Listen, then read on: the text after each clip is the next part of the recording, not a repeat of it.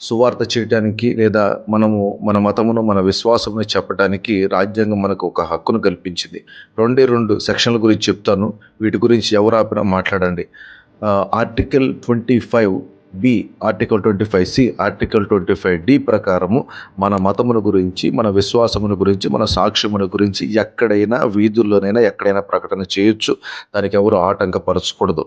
అలాగనే ఒకవేళ మిమ్మల్ని ఆటంకపరిచినట్లయితే సెక్షన్ 340 ఐపీసీ సెక్షన్ 340 ప్రకారము, ఐపీసీ సెక్షన్ 341, 309, అలాగే 506, 323 ప్రకారము వాళ్ళపైన మీరు కేసులు పెట్టచ్చు. వాళ్ళపైన యాక్షన్ తీసుకోవచ్చు. ఎవరు కూడా మనల్ని అభ్యంతరపరచడానికి వారికి హక్కు లేదు.